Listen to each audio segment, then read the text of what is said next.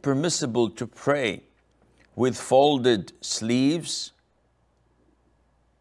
What if while making wudu, your sleeves get wet and you want to fold the sleeves while praying? Is this permissible?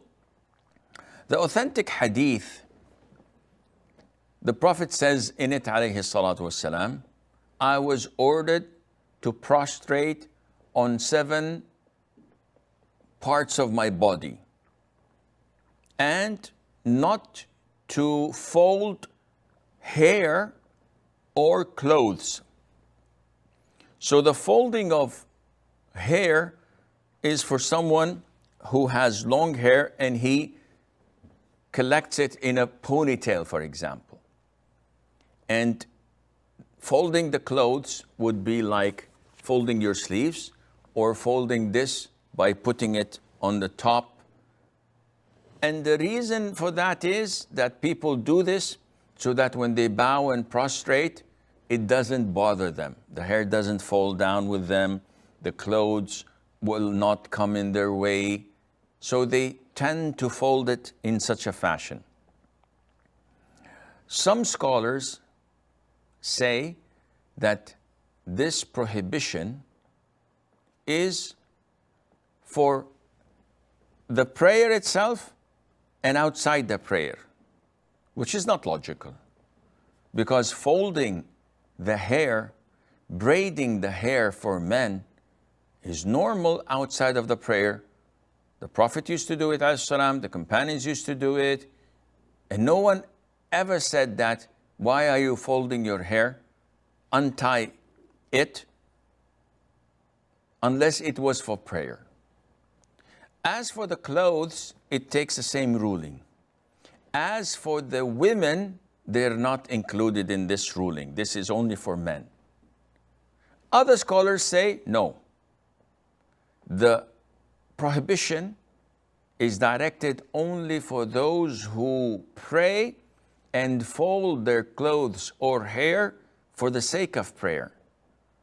So before I start praying, I tend to take care of my headgear and put it on top or put it at the back and tie it so that it would not bother me throughout prayer, or fold my sleeves, etc.